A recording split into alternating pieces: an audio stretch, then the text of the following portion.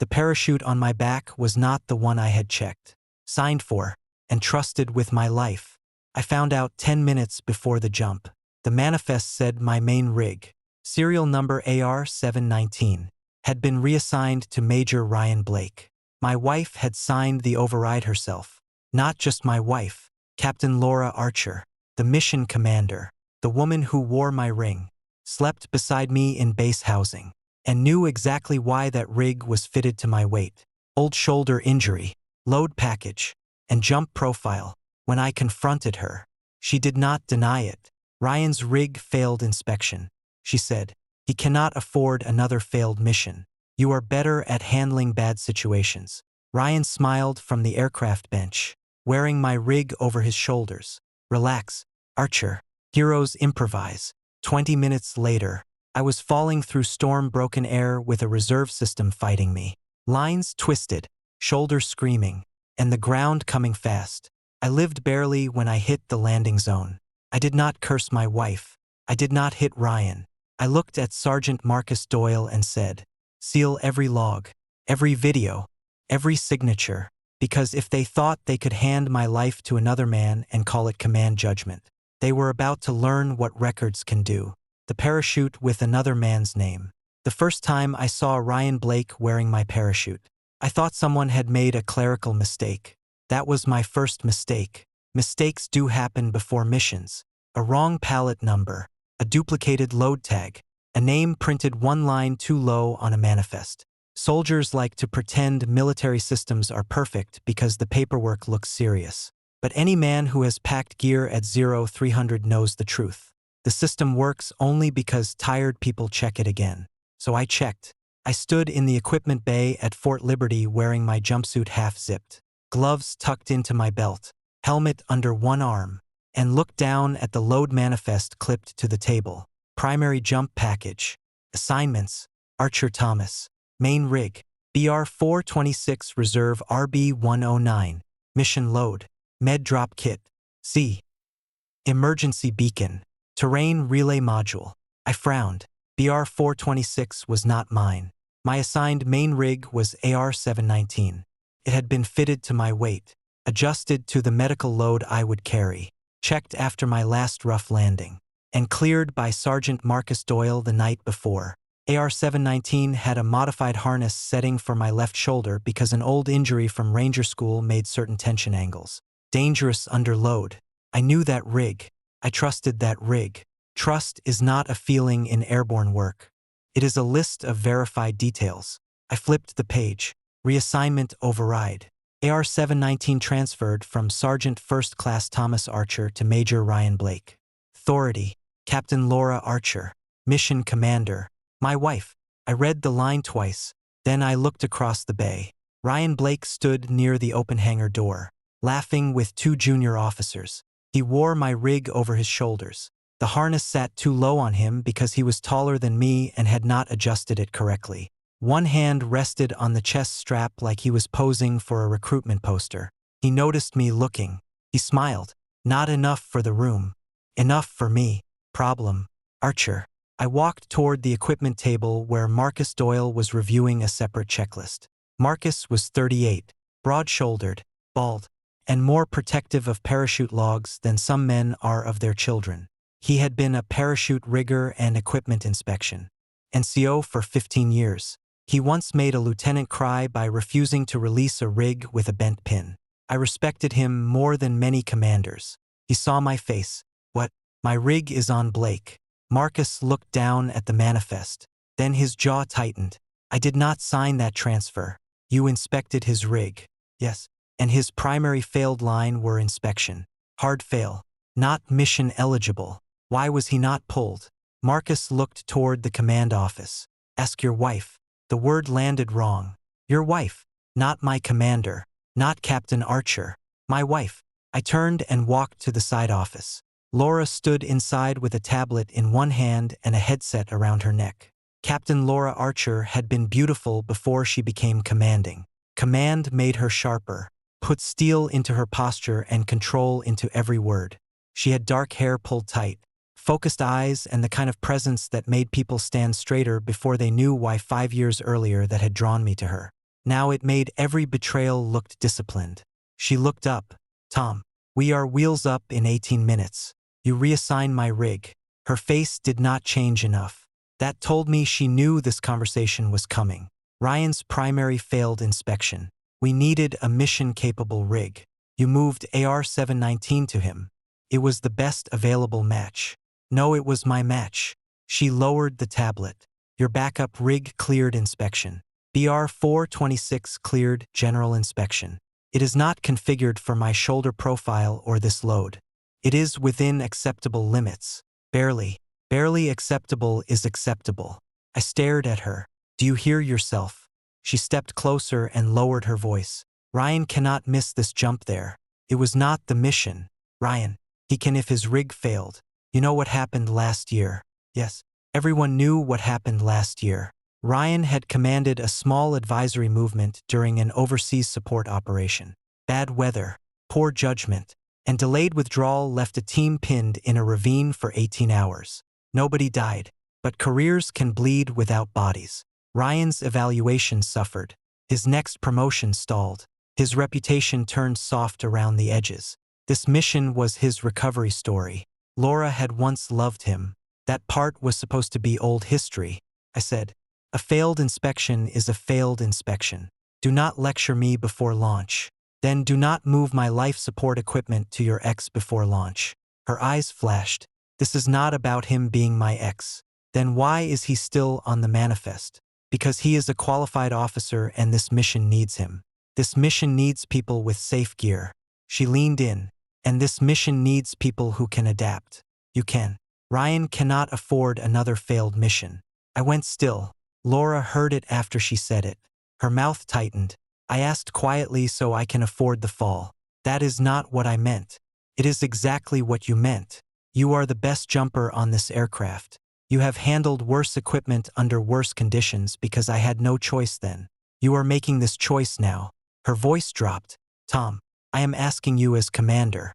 No, you are using commander because wife failed for 1 second. Hurt crossed her face. Then command returned. You will use BR-426. You will complete the jump. We will discuss this after the mission. I looked at her tablet. Put that order in the record. Her eyes narrowed. What?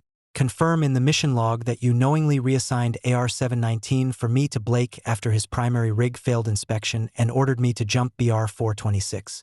She said nothing. Put it in the record. Captain. The title landed between us. She lifted the tablet slowly and typed. Done. I turned and walked out before anger turned into something less useful. Ryan was waiting near the aircraft ramp. He had heard enough to enjoy himself. Trouble in paradise. I stopped in front of him. You are wearing my rig. He tapped the chest strap. Mission commander call. Your own failed. Equipment fails. Men adapt. Some men withdraw when safety says withdraw. His smile thinned. Relax. Archer. Heroes improvise. I looked at him for a long moment. Then I adjusted the loose strap on my rig. Not because he deserved help, but because the mission still mattered. A bad harness on another jumper can kill people near him. 2. He flinched when my hand moved. I smiled once. Do not flatter yourself. I tightened the strap and stepped back. Marcus met me near the benches with BR-426. He checked it again in front of me. Main clear. Reserve clear. Harness within spec. But not ideal. I logged everything. Did she override the warning? His jaw moved. Yes. What warning? AR-719 showed non-transferable for your task load and she overrode it with command credentials. Did Ryan see? Marcus looked toward Ryan. The system pushed the notice to both. His acknowledgement is there. Good records. I put on the backup rig. Felt wrong immediately. Not unsafe in the obvious sense. Worse. Almost right. Almost right. Kills more men than visibly broken. We loaded into the aircraft. The mission was urgent. A storm system had cut off a mountain medical team and several civilians after landslides destroyed bridge access. State Emergency Management requested military air support. The drop zone was narrow. Winds unpredictable. Terrain ugly. We were carrying medical relay modules, emergency supplies, and personnel support for ground extraction. A clean mission would make careers. A failed one would bury them. Laura stood near the front of the aircraft, headset on, reading final conditions. Ryan sat across from me with my rig, looking relaxed enough for a camera. Marcus was not jumping, but he rode to monitor equipment and load release. The aircraft lifted. Noise filled the cabin. Men became quiet. This is the part civilians rarely understand. Before a dangerous jump, people do not always shout, pray, or give speeches. Mostly they check straps, touch buckles, count breaths, look at hands, think about things they do not say. I checked BR 426 again. Chest strap, leg straps, reserve handle, load, tether, beacon, line routing, shoulder tension, too tight at the wrong angle. I adjusted what I could. Laura's voice came over internal comms. 2 minutes. The side ramp opened. Wind roared in. Rain touched my face like thrown gravel. The drop zone appeared below through clouds and broken gray light. First team moved. Ryan went before me. My rig opened on his back cleanly. Of course it did. He drifted toward the marked zone, stable and safe. Then my turn came. I stepped to the edge for 1 second. I looked at Laura. She looked back. There was something in her eyes. Concern. Maybe too late. I jumped. The first 3 seconds were normal. Air hit. Body aligned. Count. Pull. The main deployed with a violent, uneven jerk. Pain tore through my left shoulder. The canopy opened, but the lines twisted hard to the right. The load package swung beneath me, pulling my body off axis. I kicked, reached, corrected, but the harness tension sat wrong. My shoulder refused the movement.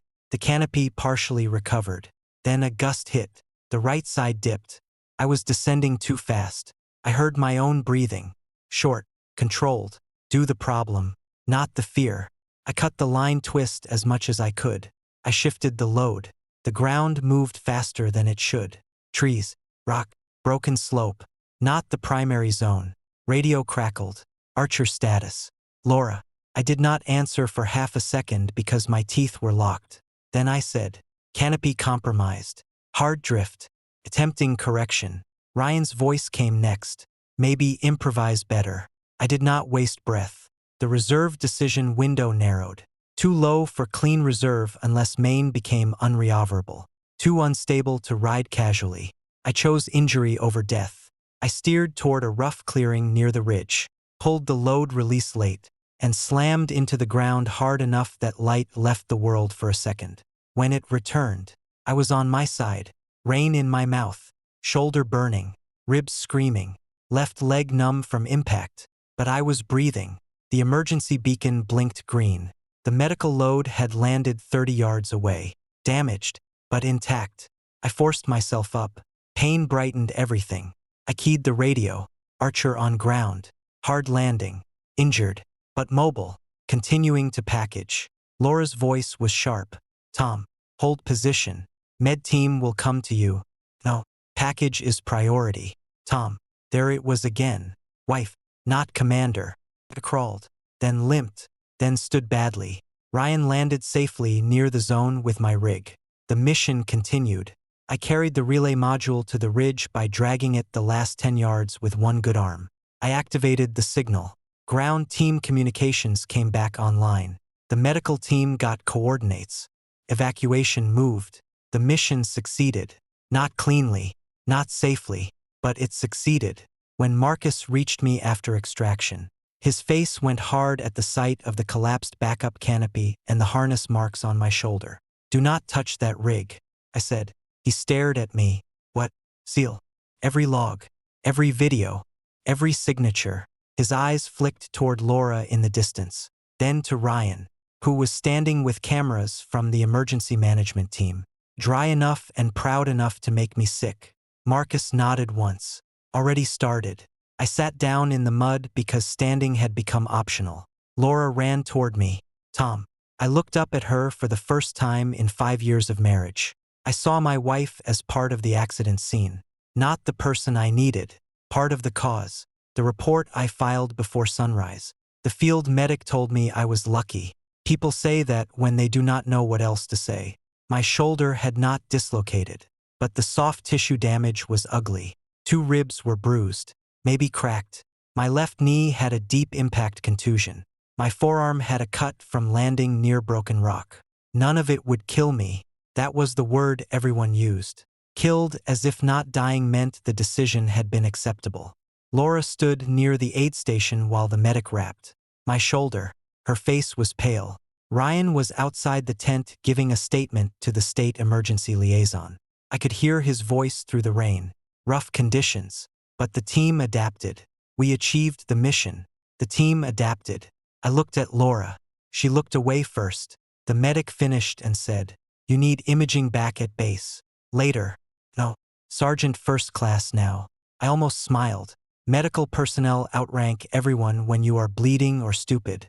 Laura stepped closer after the medic. Left. Tom. Captain. She flinched. "Do not do that. You are still mission commander. I am your wife. You were mission commander when you gave my rig to Ryan."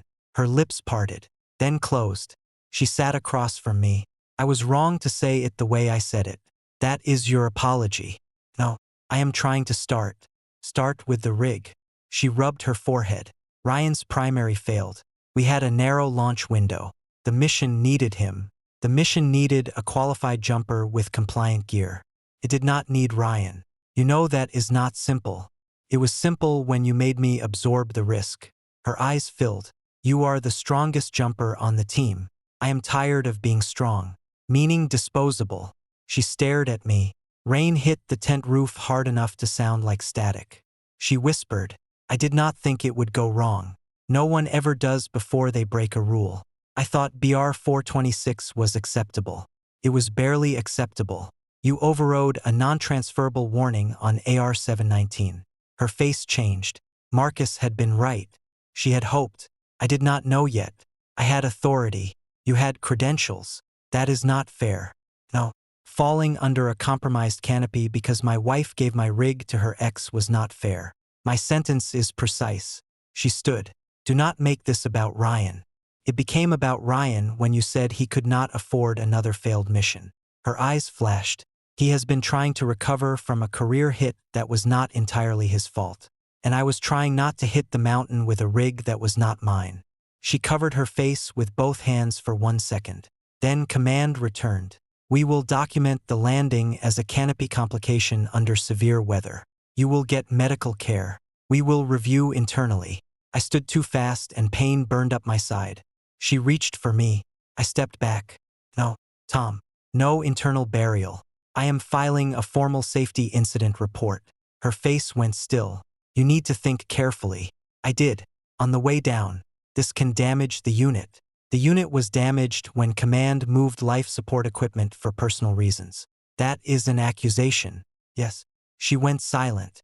I walked out of the tent before my anger could outrun my legs. Back at Fort Liberty, they sent me to imaging. No complete fractures, but enough damage to put me on restricted duty. The doctor wrote down terms that looked too clean for what they felt like. Severe harness strain, contusion, impact trauma, possible ligament stress. He asked if the equipment malfunction had been reported. I said it will be by 0300. I was back in my room. Not our house. I did not go to base housing. I went to the temporary barracks room Marcus arranged with one text and no questions. My body hurt everywhere. Pain makes memory sharp. I opened my laptop. Formal safety incident report. Subject: unauthorized parachute assignment override resulting in equipment mismatch and hard landing injury. I wrote carefully. No rage. No adjectives I could not prove. I listed times, serial numbers, personnel warnings, and observed effects. I attached the preliminary medical report. I referenced the mission manifest, override order, verbal command, electronic warning, and post-landing equipment status. I requested preservation of all logs, aircraft video, equipment inspection files, radio communications, and system access records. As 0412, I submitted it. As 0420, I submitted a second request removal from Captain Laura Archer's direct or temporary command chain, pending safety investigation, due to conflict of interest and unsafe equipment reassignment. As 0431, I emailed Rebecca Lawson. Rebecca had been a military judge before she became a lawyer specializing in military discipline. defense contractor compliance, and the kind of personal rights soldiers often do not realize they still have. Subject: urgent, safety, incident, command, conflict, equipment override. I attached the report. She responded at 0449. Rebecca, preserve everything. Do not discuss privately with Laura or Blake. Do not leak mission materials. Use only protected reporting channels. Are you medically stable? Me stable. Hurt Rebecca. Good enough. I am contacting JAG channels at 0700. Do not be noble today. Me. That order may be difficult. Rebecca. Then be obedient for once. At 0510, Marcus knocked on my barracks door. He held a flash drive and 2 coffees. You look like roadkill. Good morning. Do you want pain pills or evidence first? Evidence. He smiled. That is why I brought coffee. He sat across from me and slid the drive over inspection logs. The pre-mission manifest. The override record. Screenshots of the warning. Aircraft load confirmation. I also have the rig quarantine photos. You copied these properly. Yes. Chain of custody noted. Original sealed. I am not stupid. I know. He leaned back. Laura is calling everyone. Good. Ryan is telling people you botched the landing. Expected. Marcus' face darkened.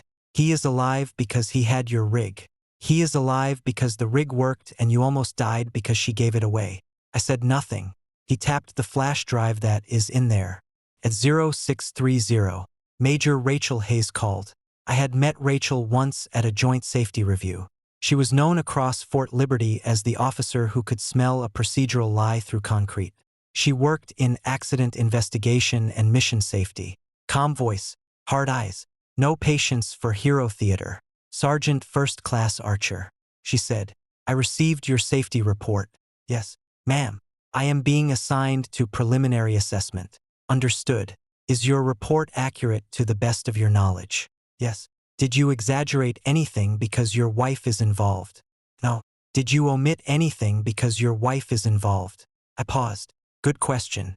No. Good. Do not speak to Captain Archer about the incident outside official channels. Do not speak to Major Blake.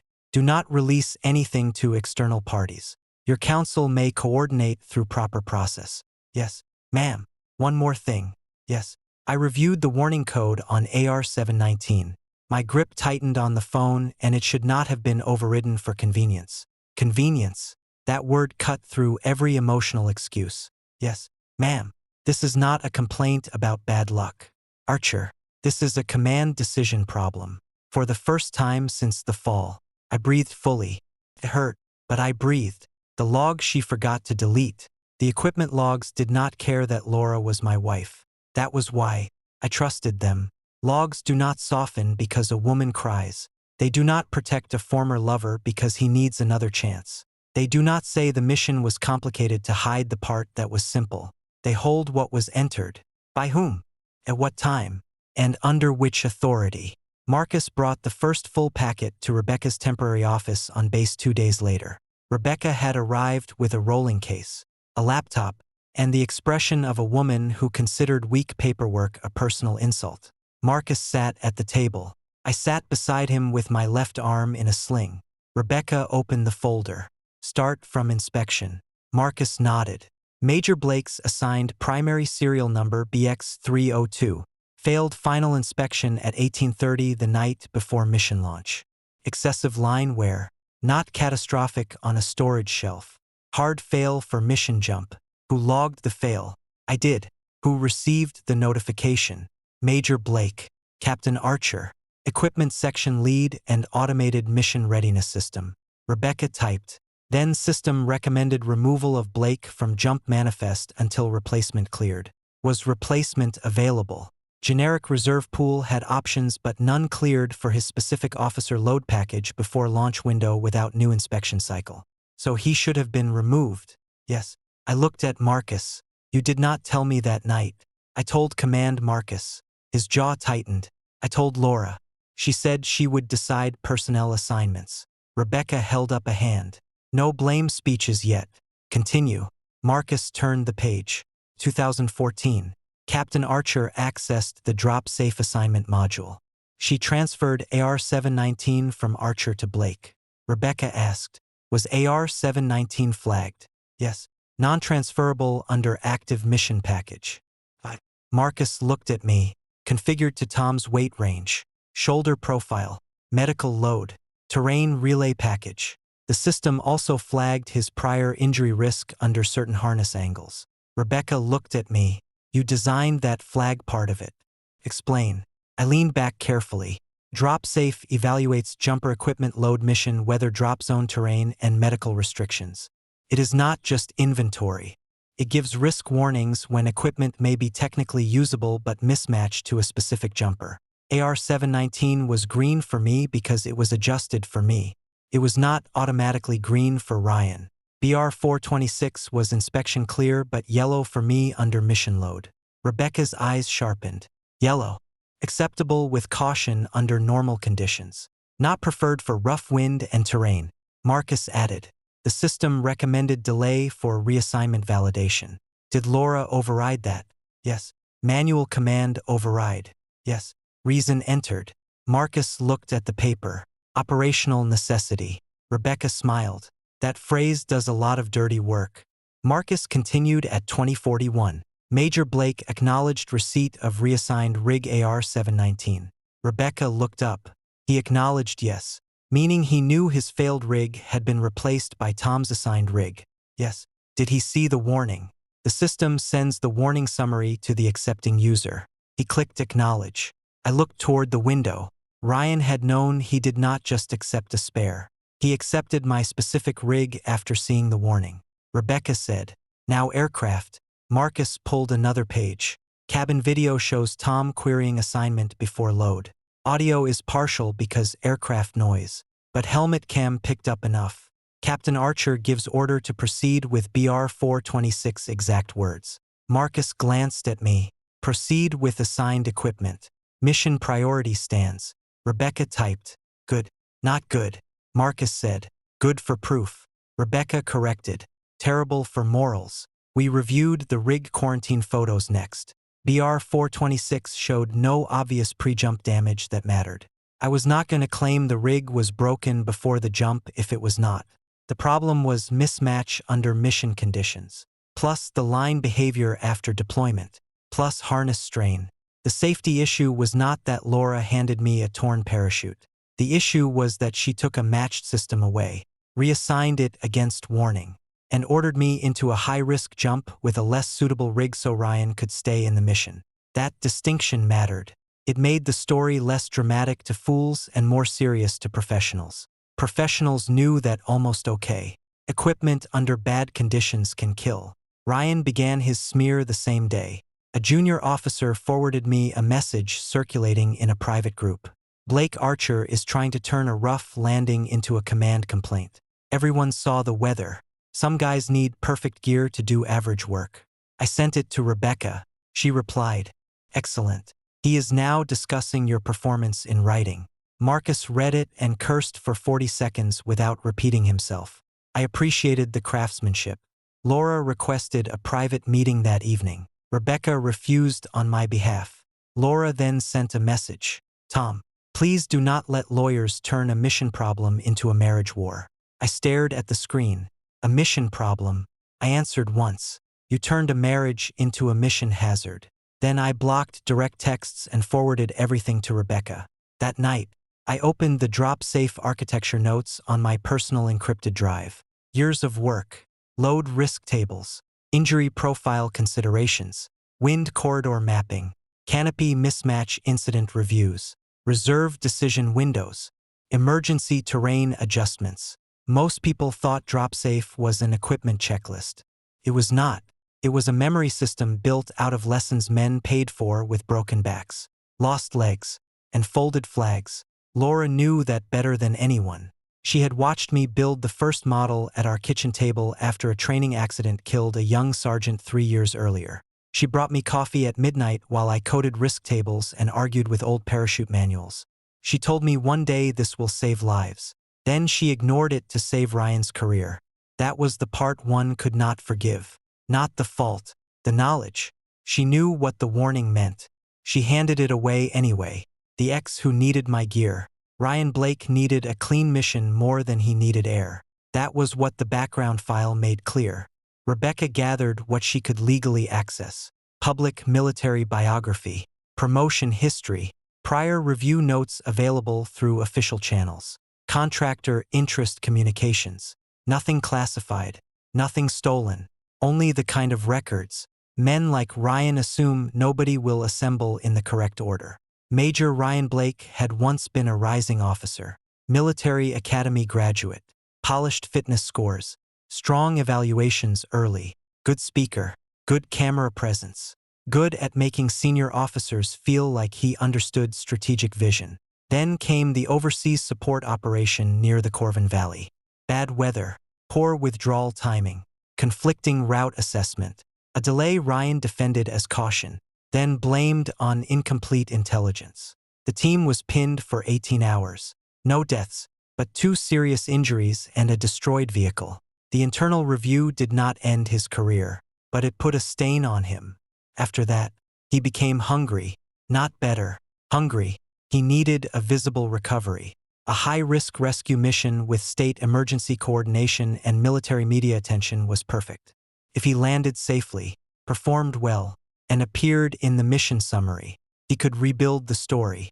That story also had a commercial ending.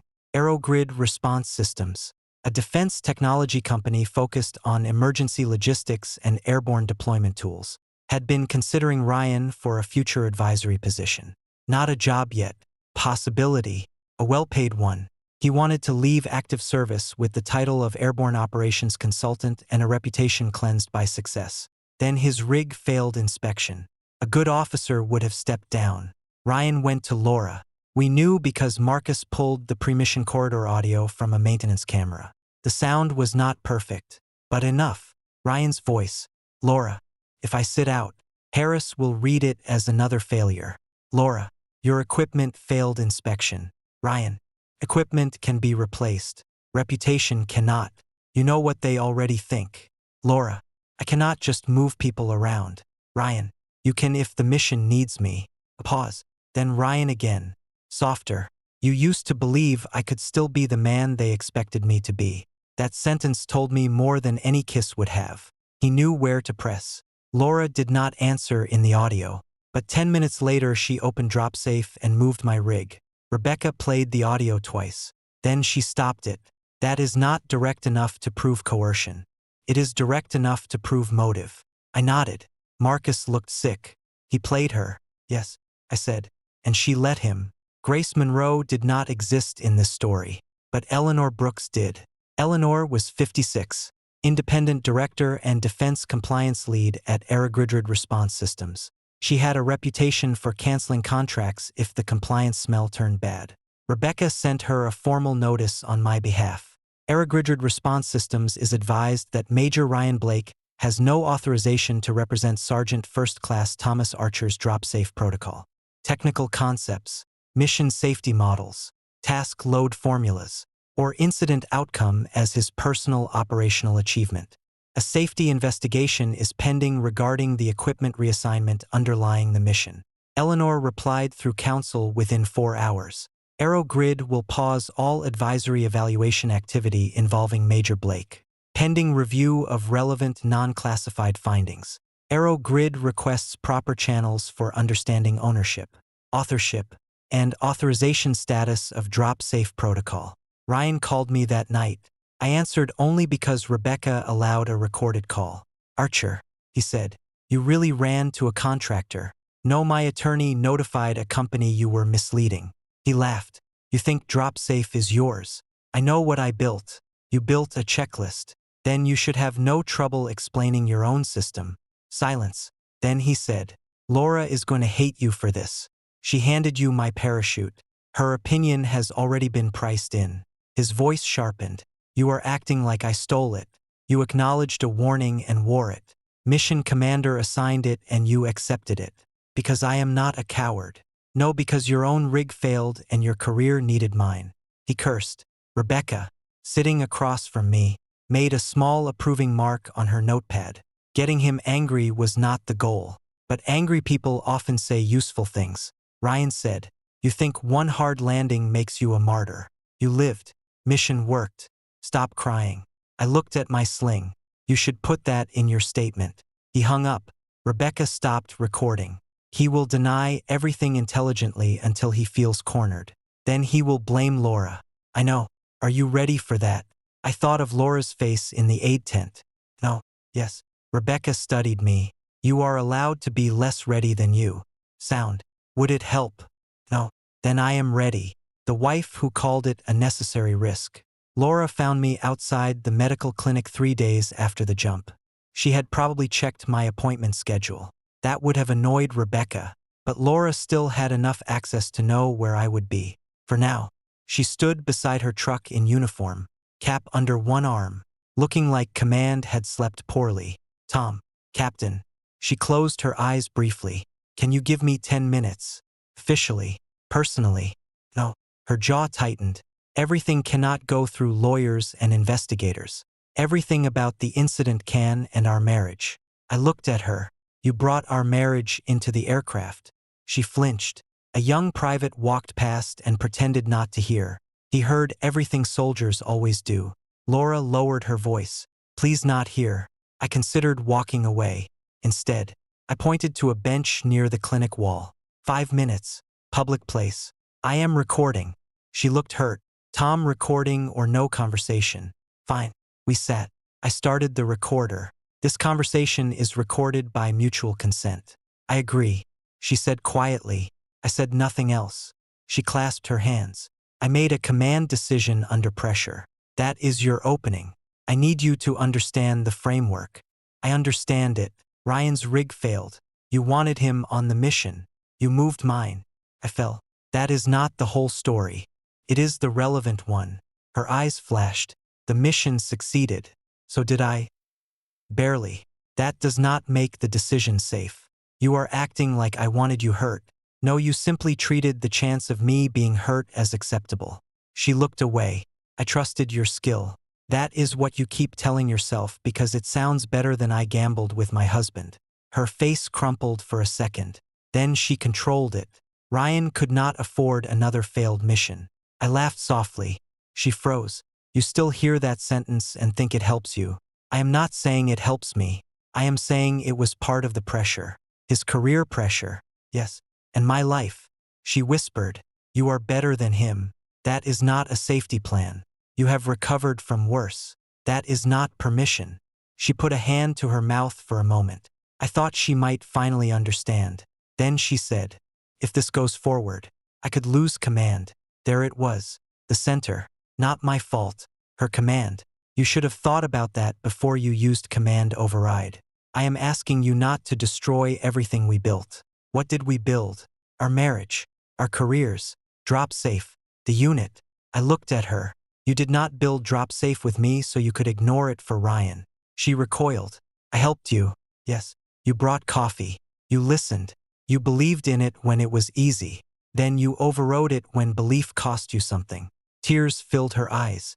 I was trying to save a mission. No, you were trying to save Ryan. Inside a mission. She stood. This is cruel. I stood too. No, the fall was cruel. The logs are clean. I took something from my pocket and placed it on the bench. My family access pass for the captain's quarters and command family events. Her eyes dropped to it. What is that boundary? Tom. I moved out. Rebecca is preparing formal separation documents. I requested removal from your command chain. I am also suspending any personal authorization for you or your family to use my name, mission, record, or drop safe work in family foundation, promotion, or post-service materials. Her face went pale. You are leaving our home over this. I looked at her for a long moment. You gave my parachute to another man and asked why I will not sleep beside you. She began to cry. Please do not make it sound that way. That is what happened. She shook her head. It was not about love. No, that is the problem. It was about priority. She had no answer. I turned off the recorder 5 minutes. Then I walked away that evening. Laura's father called Richard Grant, retired lieutenant colonel, man of discipline, pride, and selective blindness where his daughter was concerned. I let it go to voicemail. Tom, this is Richard. I heard there has been trouble after the mission. I know you are hurt, but Laura has a career. She has command responsibilities. You are a soldier. You know risk is part of the job. Do not let one bad landing turn into something that ruins her future. I saved it, then sent it to Rebecca. She replied, family pressure begins. Preserve. I stared at Richard's phrase. One bad landing. That was what they wanted it to become. Not a life support equipment override. Not a conflict of interest. Not a commander giving her husband's assigned rig to her former lover. One bad landing. Fine. We would bring photos. The family that called my fall a complaint. Richard and Margaret Grant came to see me in a private conference room. Rebecca arranged off-base. Rebecca attended by video. Marcus came as witness because he did not trust himself to stay calm if Richard tried military father intimidation. Richard wore a navy blazer and the posture of retired rank. Margaret wore a soft gray dress and held tissues before anyone had cried. Richard did not waste time. Tom, this is getting out of control. I sat across from him with my sling visible and my medical folder closed on the table. Good afternoon. You know what I mean? I do. Then you know Laura cannot have this investigation hanging over her command. She should have considered that before the override. Margaret leaned forward. Honey, Laura is devastated. I looked at her. I hit the ground at speed with a mismatched rig. Her devastation can wait its turn. She flinched. Richard's face hardened. You survived. Marcus made a low sound beside me. I raised one hand slightly. Say that again. I told Richard. He squared his shoulders. You survived. I am not minimizing pain, but soldiers survive rough missions. If every hard landing became an accusation, no commander could function. I opened the folder. Medical photographs first. Harness bruising across my shoulder and chest. Cut forearm. Swollen knee. Rib impact bruising. Then the landing report. Then the equipment warning. Then the override record. Then the photo of AR-719 on Ryan's back. Richard looked at the documents. Then away. Margaret covered her mouth. I said, this is not a complaint about discomfort. This is a formal safety incident involving life support equipment reassignment after an automated warning. Richard said Laura had authority. Marcus spoke before I did. Sir. She had access, not justification. Richard turned to him. And you are Sergeant Marcus Doyle. I inspected the rigs. I logged the fail. I watched your daughter override the warning. The room went silent. Margaret whispered. She said it was within limits. Marcus' jaw tightened. BR-426 was within general inspection limits. It was not the right rig for Tom under that mission load. DropSafe flagged it. That is why the flag exists. Richard looked back at me. You are going to ruin her. No, I am going to tell the truth. What it ruins is not mine to protect. Margaret began crying. She loves you. I looked at her. She loved me most when I was useful and silent. That is not fair. It is documented. Rebecca's voice came through the laptop. Mr. and Mrs. Grant. This meeting also serves as notice. The Archer Grant Military Families Fund and associated family event materials must remove Sergeant First Class Archer's image. Drop safe references, mission record, and biographical language unless separately authorized in writing. Prior uses are under review. Richard snapped his head toward the screen. That is a family fund, Rebecca said. It used his mission history and fundraising materials after the jump incident began circulating. It is now relevant. Margaret looked confused. We only use Tom because people respect him. Marcus muttered. Exactly. Richard stood. You are letting a lawyer turn you against family. I stood too. No. Family turned my life into a variable. His face flushed. You are being dramatic. I leaned forward. When your daughter gave my parachute to Ryan, she made the decision. When Ryan accepted it, he made his. When you called my fall a complaint, you made yours. Margaret was crying openly now. Richard gathered the papers he did not own, then remembered they were mine and left them at the door. He turned. Laura will not forgive this. I looked at him. I am not applying. After they left, Marcus stared at the closed door. Your in-laws are worse than hard landings. I noticed. Rebecca said through the laptop. Good meeting. Marcus looked at her. You call that good for evidence and clarity? Yes. You scare me. I bill for that. The next morning, Ryan submitted his first formal statement. It claimed he accepted the reassigned rig in good faith. It claimed he did not know the transfer warning was serious. It claimed Tom had displayed frustration before the jump and may have performed pre-jump self-checks under emotional distraction. It claimed the hard landing was likely due to weather and personal handling under stress. It ended with, I remain concerned that Sergeant First Class Archer's personal relationship with Captain Archer may be influencing his interpretation of a difficult but successful mission. Rebecca read it aloud and smiled. That last sentence is a gift. How he introduced the conflict of interest himself. Marcus said he also lied through his perfect teeth. Yes, Rebecca said that too. Rachel Hayes upgraded the investigation that afternoon. Formal safety committee hearing. Sealed evidence. Witness schedule. Command review. Laura and Ryan had tried to turn my fall into a complaint. Now the system was going to ask why the ground almost got me. The mission they tried to rewrite. Ryan's version depended on one idea. I had failed the jump. Not the equipment. Not the command override me. He began repeating it in controlled whispers first. Then in written statements. Then through people who wanted to stay close to whatever future he still imagined for himself. Archer was angry before the jump. Archer overcorrected. Archer had old injuries.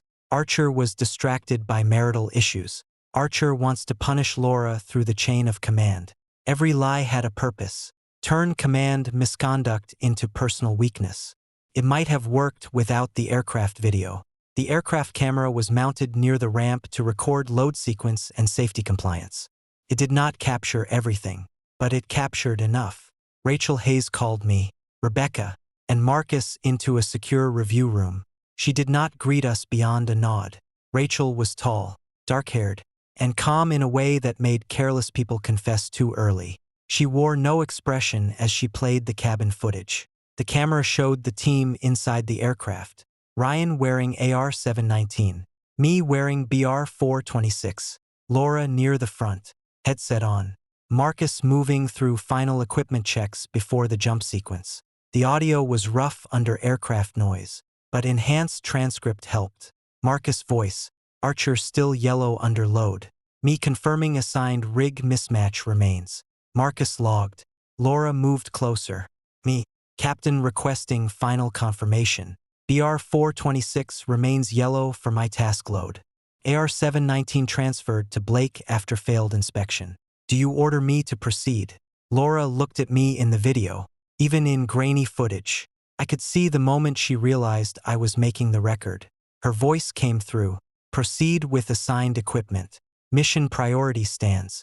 Rachel paused the video. No one spoke. She looked at me. You asked for confirmation. Yes.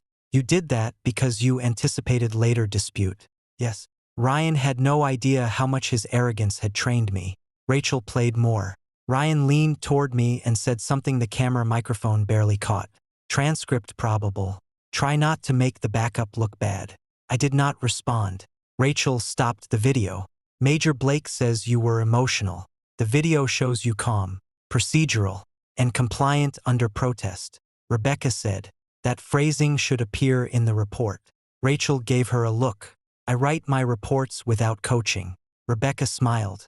I admire independence when it helps me. Rachel continued. The reserve and main canopy analysis is ongoing. Early finding BR-426 passed standard inspection. However, under drop-safe conditions, it was a lower suitability assignment for Archer. The issue is not defective gear. It is unsafe reassignment under known risk. Marcus nodded. That is exactly it. Rachel looked at him. You will testify. Yes, ma'am. Captain Archer will testify. Major Blake will testify. Colonel Harris will attend. I asked. Timeline. Preliminary hearing in 4 days. Rebecca said. What about external contract communications? Rachel looked at her. Not part of the safety hearing unless they speak to motive. They do. Rachel's eyes moved to me. Explain. Rebecca handled it. Major Blake was under consideration by Aerogridrid Response Systems for advisory work. He intended to use the mission as evidence of operational recovery. He also implied familiarity with drop-safe protocol. We have notice from AeroGrid grid pausing evaluation. Rachel wrote something down. Provide through proper channel already prepared. Rachel looked at me again. You understand this can lead to formal discipline against your wife. Yes. Do you want to soften anything? No. Good. I would not let you for some reason. That almost made me laugh after the review. Laura was waiting outside the building. Rachel saw her first. Do you want an escort? No. Rebecca said. Recorded only. I know. Laura stood under the covered walkway. Rain falling beyond the edge. Tom, she said. Captain. She looked past me at Rebecca and Rachel, then back. I saw Ryan's statement. And he is lying about you. Yes. I did not tell him to do that. I know. Her face softened with relief. I continued. He chose that part himself. You chose the rig. The relief died. She swallowed. I am going to correct his statement. Good. I will tell them you were not emotional. Good. I will tell them I made the assignment. Good. Her eyes filled. Is that all you can say? No. She waited. I said, tell them why. She looked down. Rain hammered the pavement. I do not know if I can. Then you are not correcting anything. You are managing damage. Her lips trembled. I was trying to hold the mission together. No, you were trying to hold Ryan together. She closed her eyes. Maybe that was the first crack. Not enough but real. Rebecca touched my arm lightly. Time. I stepped away. Laura said behind me, if I lose command, will that make you feel better? I turned back. No, but it may keep the next soldier alive. She had no answer. The system they never knew was mine. AeroGrid response systems requested a technical briefing through official channels. That was when Laura and Ryan finally understood what they had been standing on. Drop-safe protocol was not a spreadsheet. It was not a packing list. It was not the kind of thing officers could mention in slide decks and claimed they supported safety innovation. It was a system built from field scars. I presented the non-classified version in a secure conference room with Rachel, Colonel Daniel Harris, Eleanor Brooks from AeroGrid, 2 military safety officers, Rebecca and Marcus present as equipment process witness. Laura attended by order. Ryan attended because his name had appeared in advisory materials and because Eleanor wanted him to hear the difference between using a word and understanding it. I stood at the front with my left arm still limited, my ribs still reminding me that breathing was not free. The first slide read drop-safe protocol, personnel, equipment, mission suitability framework. I did not dramatize it. I explained it. Traditional equipment assignment verifies inspection status. Drop-safe adds mission suitability, considers jumper mass, prior injury, harness configuration, load package, terrain, weather window, drop zone geometry, mission urgency, backup extraction feasibility, and skill profile. The goal is not to eliminate risk. Airborne work never has zero risk. The goal is to prevent avoidable risk from being hidden behind general clearance. Eleanor Brooks watched carefully. She had silver hair, direct eyes, and no visible patience for people who exaggerated their contribution to technology. I continued. AR-719 was green for my profile because of harness adjustment and load compatibility. It was not automatically green for Major Blake because transfer required validation. BR-426 was standard inspection clear, but yellow under my profile and mission load. Yellow does not mean impossible. It means command should reassess, delay, adjust load or document necessity with eyes open. I looked at Laura. She did not look away. Good. I moved to the warning slide. Non-transferable. Active assignment. Require validation before reassignment. Risk harness mismatch under load injury profile conflict. Degraded corrective authority under high wind. Eleanor asked who created this warning category. I did with input from riggers including Sergeant Doyle and safety review data from prior incidents. She looked at Ryan. Major Blake, in your advisory materials, you referenced field refinement of drop-safe during recent mission execution. What was your role in developing this protocol? Ryan's face tightened. My role was operational. I have command experience in airborne contexts. That was not my question. No direct development role. Did you understand the warning you acknowledged before accepting AR-719? He hesitated. I understood there was an assignment note. Marcus muttered. Warning. Rachel looked at him. Marcus shut up. Eleanor continued. Major Blake, did you represent to Aerogrid that you had direct operational insight into drop-safe improvement? My experience in the mission provided insight. After you accepted a rig flagged under that same system. Ryan said nothing. Eleanor made a note. That note probably cost him more than any insult I could have given. Laura spoke for the first time. Drop safe was still advisory, not binding. Rachel turned to her. Captain Archer, are you saying the system warning could be ignored without consequence?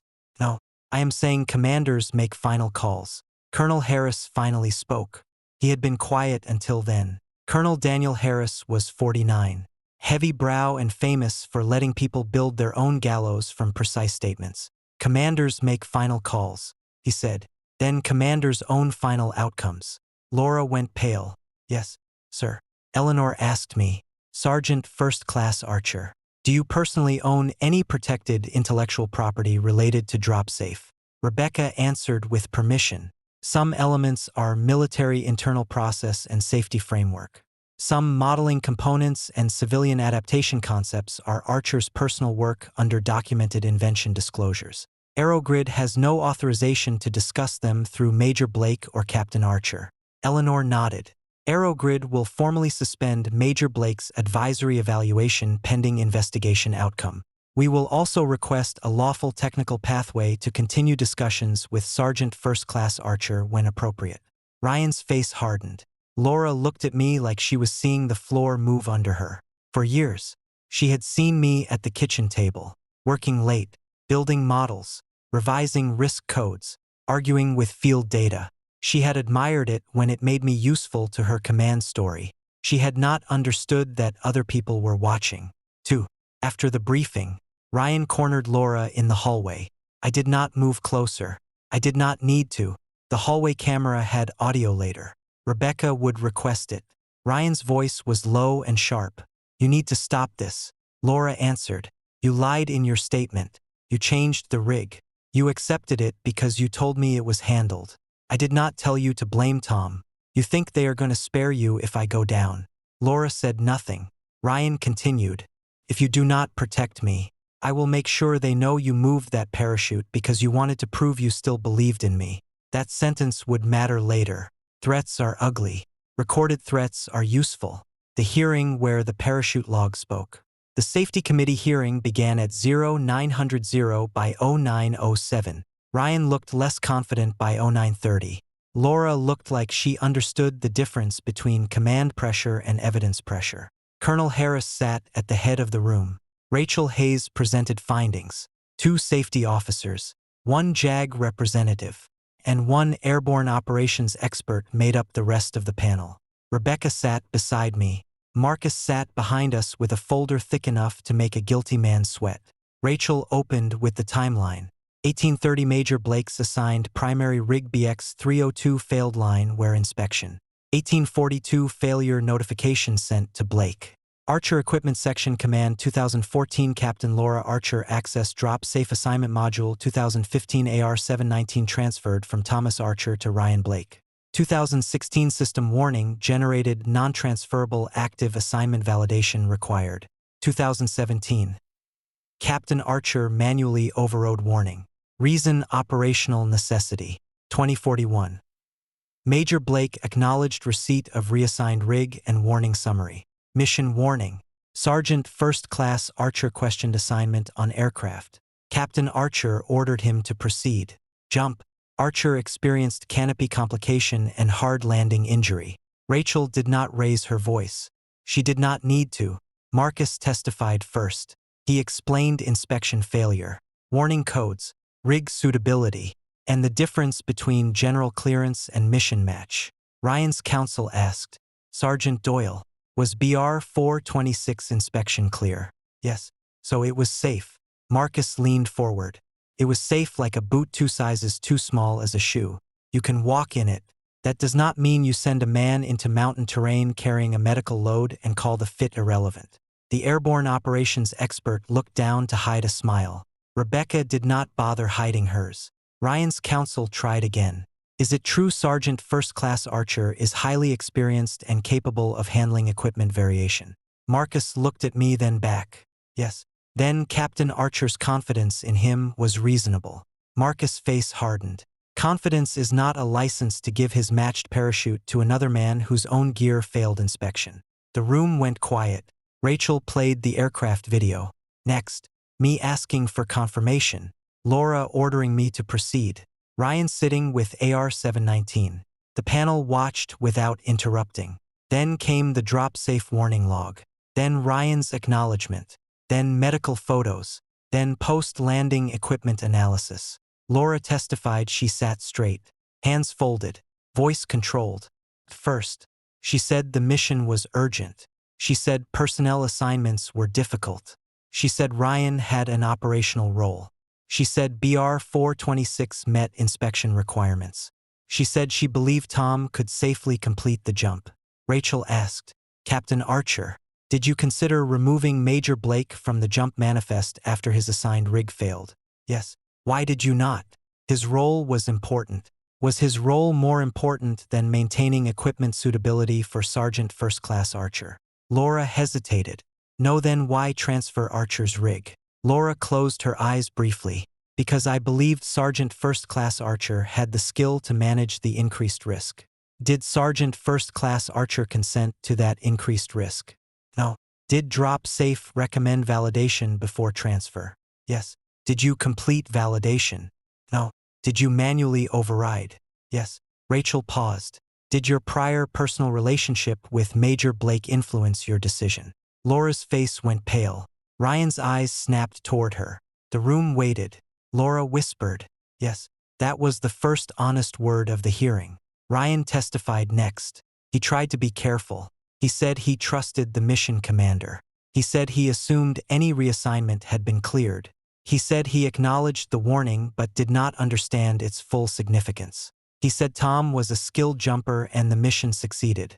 Rebecca got permission to question him on related authorization and external claims. Major Blake, did you know your primary rig failed inspection? Yes. Did you know you were assigned Sergeant First Class Archer's rig afterward? Yes. Did you receive a system warning? Yes. Did you acknowledge it? Yes. Did you ask whether Sergeant First Class Archer had been assigned a lower suitability backup? No. Why not? I trusted command. Did you later state that Sergeant First Class Archer's hard landing was caused by his own performance? Ryan's jaw tightened. I expressed concern. Rebecca placed his written statement on screen. Some guys need perfect gear to do average work. Is that your message? He said nothing. Major Blake. Yes. Rebecca nodded. No further questions. Colonel Harris called a recess. When the panel returned, the preliminary findings were read. Serious violation of equipment suitability protocol. Improper manual override of non-transferable assignment warning. Failure to complete validation before reassignment. Conflict of interest not disclosed. Improper acceptance of reassigned equipment by Major Blake. Despite failed primary inspection and warning acknowledgement. Safety incident contributed to injury and mission risk. Temporary suspension of Captain Laura Archer's field command authority. Removal of Major Ryan Blake from airborne mission qualification pending disciplinary review. The room went still. Laura sat like she had been struck. Ryan looked at her with hatred. I felt no joy, only a heavy door closing. Outside the hearing room, Ryan turned on Laura. You said you would handle it. She stared at him. I tried to protect you. You protected yourself badly. You accepted the rig. You moved it. You pressured me. He laughed. Prove it. Rebecca, standing beside me, murmured, we can. Ryan saw her smile and finally looked afraid. The wife who finally understood the fall. Laura came to see me after Ryan submitted his supplemental statement. He blamed her for everything. According to Ryan, Laura had insisted he stay on the mission. Laura had told him the rig reassignment was fully compliant.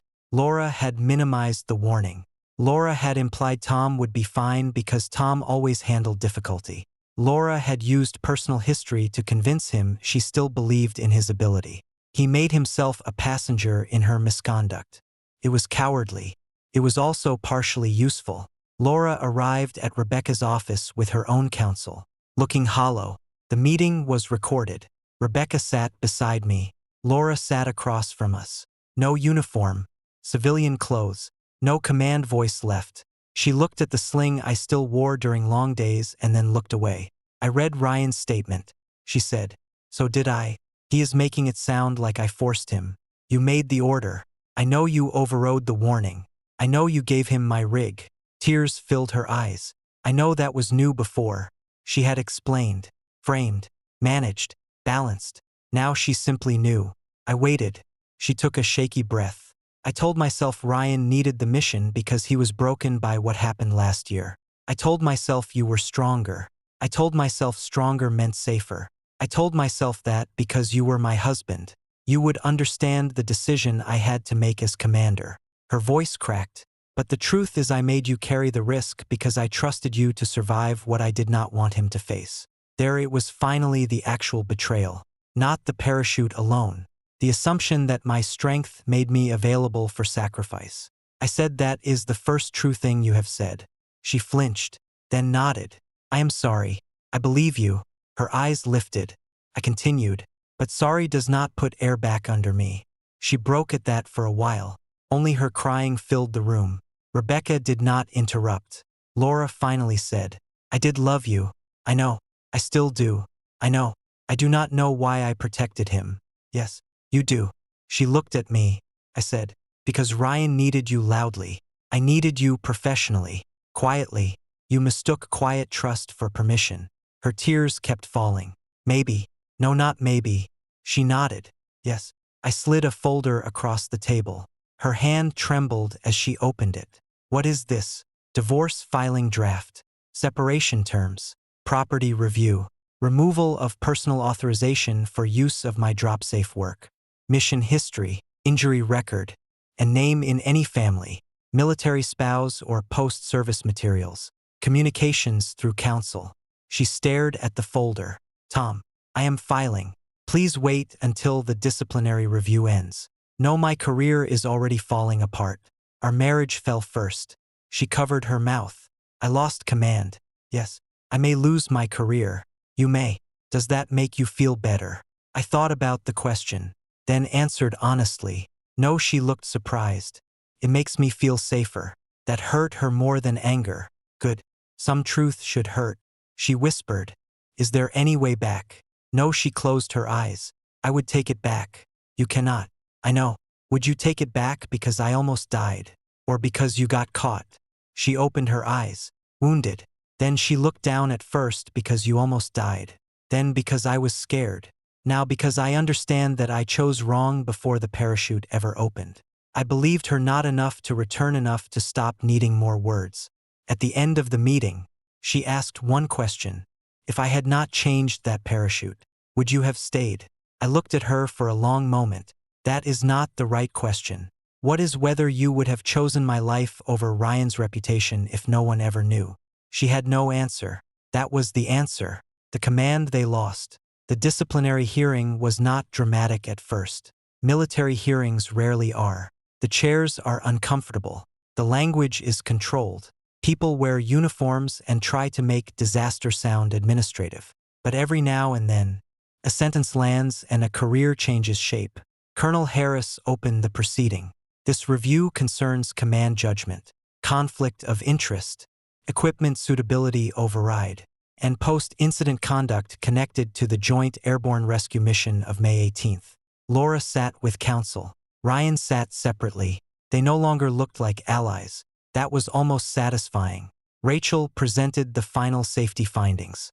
The override had no operational necessity sufficient to bypass validation. The mission had alternatives. Ryan could have been removed from the jump manifest. Another qualified jumper could have been shifted into his role. The launch window was tight, but not so tight that safety validation had to be ignored. Tom's backup rig was inspection clear, but suitability degraded under mission profile. Tom suffered injury consistent with harness mismatch and hard landing under adverse wind. Ryan acknowledged the warning. Laura failed to disclose conflict of interest. Ryan made misleading post-incident statements. OGRID submitted its own compliance notice. Eleanor Brooks appeared by video. Aragridrid Response Systems will not proceed with Major Blake's advisory evaluation. His representations regarding drop-safe familiarity and mission leadership are unreliable. Aerogrid will pursue future technical discussions only through authorized military and legal channels, including Sergeant First Class Archer where appropriate. Ryan's face went dark. There went the post-service Golden Bridge. Laura's father, Richard, sat behind her. Margaret sat beside him, crying silently. Richard did not look at me. Good. Colonel Harris asked Laura one final question. Captain Archer, knowing what you know now, do you maintain that the reassignment was justified? Laura looked at Ryan, then at me, then at Harris. No, sir. She swallowed, because I allowed personal history and confidence in Sergeant First Class Archer's skill to distort safety judgment. I treated his ability as a reason to increase his risk without consent. The room went quiet. Harris nodded. Ryan's counsel tried to separate him from the decision. Harris let him speak, then played Ryan's threat to Laura from the hallway. If you do not protect me, I will make sure they know you moved that parachute because you wanted to prove you still believed in me. Ryan looked like he might be sick. Harris paused the recording. Major Blake, did you make that statement? Ryan said nothing. His counsel whispered to him. Ryan finally said, yes. Did you intend to influence Captain Archer's cooperation with the investigation? No, sir. I was angry. Anger explains tone, not content. Ryan had no answer. The findings came down that afternoon. Laura was relieved of field command duties pending formal disciplinary action. A reprimand would enter her record. Further command assignments were suspended. Her promotion track was effectively dead for the foreseeable future. Ryan was removed from airborne qualification status, referred for disciplinary action for misleading statements and improper acceptance of equipment reassignment, and his promotion recommendation was withdrawn. Colonel Harris then announced the operational change. Drop safe protocol will be revised and elevated under a formal safety development cell. Sergeant First Class Thomas Archer will serve as lead field architect and training coordinator, effective after medical clearance. No commander will override non-transferable life support warnings without documented validation and secondary approval. Ryan stared at the table. Laura cried silently. I sat still. Marcus leaned close behind me and whispered, "How does it feel to become a protocol with legs?" "Terrible." "Good. Stay humble." Rebecca on my other side murmured. "He means congratulations." "I know." After the hearing, Richard Grant approached me. He looked older. "Tom, Colonel Grant." He accepted the title like a penalty. "I was wrong. I said nothing." He continued, "I called your fall a complaint. It was not. No. I defended my daughter before I understood what she did. You defended her after seeing enough to ask better questions." He looked down. "Yes." Margaret came to his side, eyes red. "I am sorry," she whispered. I nodded once. That was all I had. Laura stood across the hallway surrounded by nothing for years. Men had turned when she entered a room. Now people looked away because discipline had its own gravity. Ryan left through a side exit. No cameras, no future contract, no borrowed parachute. Just a man walking out under the weight of the records he thought no one would keep. The sky I took back. The next time I stood near an aircraft ramp. No one else wore my parachute. That was the first thing I checked. Not because I was afraid, because trust without verification is how men become memorial photographs. 6 months had passed since the mountain mission. My shoulder had healed enough for controlled jumps, though it still warned me when rain was coming. My ribs had stopped aching. My knee had returned to normal except for cold mornings. Bodies forgive slowly, sometimes slower than hearts. I was no longer under Laura's command. I was no longer in Laura's home. The divorce was underway, clean and painful. Rebecca handled the papers. Laura did not fight the separation terms. Maybe because she had nothing left to argue. Maybe because the hearing had taken the last of her excuses. She sent one message through counsel after signing the first packet. "I know I broke the part of us that was supposed to be safest. I am sorry I did not answer. Not because I wanted to be cruel. Because some apologies deserve to exist without becoming conversations." Ryan Blake disappeared from airborne circles quickly. Officially, He was reassigned to a staff role pending further review. Unofficially, nobody trusted him near a harness, a manifest, or a microphone. OG Grid canceled all advisory consideration. His name stopped appearing in future leadership discussions. The man who said heroes improvise learned that records do not. Laura lost field command. That was the consequence she feared most. She remained in the army, but not the way she had imagined.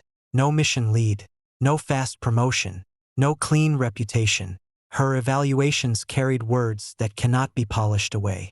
Failure to manage conflict of interest, improper override of life support equipment protocol, loss of command trust. I did not celebrate those words. I did not need to. The new drop-safe safety cell launched in a hangar outside Fort Liberty with representatives from the Army, State Emergency Management, and a grid response systems. It was not glamorous. There were folding chairs, bad coffee, projection screens, and a demonstration rig on a metal stand. It was perfect. Colonel Harris introduced the program. Airborne operations reward courage. They also punish arrogance. Drop Safe exists because courage is not a substitute for discipline systems. Then he looked at me. Sergeant, first-class archer. I walked to the front. No spotlight, no medal, just the system that almost got ignored and the people who needed to understand why that could never happen again. I spoke for 40 minutes. Not about betrayal, not about marriage, about rules. Every parachute assignment is a life decision. I said, do not let familiarity make it casual. Do not let rank make it invisible. Do not let confidence in a jumper become permission to increase his risk. Skill is not consent. Experience is not expendability. And command authority is not a shortcut around physics. The room was quiet. Good. Quiet means people are listening or afraid. Both can save lives if used correctly. Eleanor Brooks spoke after me about AeroGrid's civilian emergency adaptation pathway. She did not mention Ryan. She did not need to. His absence was louder than any insult. Rachel Hayes attended as safety liaison. After the session, she stood beside the demonstration rig and looked at me. You did well. Good. Her mouth curved slightly. Very good. I almost smiled. Marcus walked over carrying 2 coffees. Here, he said. Protocol with legs needs caffeine. Rachel looked at him. Do you always call him that? Only when he deserves humility. I approve. Marcus grinned. I did smile. Then, across the hangar, I saw Laura. She had come in civilian clothes, standing near the back with her father. She looked thinner, tired. No command posture. No Ryan. No certainty. For a moment, I thought she would leave without approaching. Then, she walked toward me. Marcus saw her and his smile faded. Rachel looked at me. Do you want space? No. Laura stopped a few feet away. Tom. Laura. Her eyes moved to the demonstration rig. You made it official. We made it safer. She nodded. I listened to your talk. Good. It hurt. It should. She accepted that. Richard stayed back silent. Laura looked at my shoulder. Are you jumping again? Yes. Her eyes filled. I am scared to hear that. You lost the right to manage that fear. She closed her eyes briefly. Yes. We stood in silence. Then she asked it. If I had not changed that parachute, would you have stayed? The question felt smaller now than it would have months earlier. I looked toward the open hangar door where the sky was pale blue above the runway. You did not lose me because of the parachute.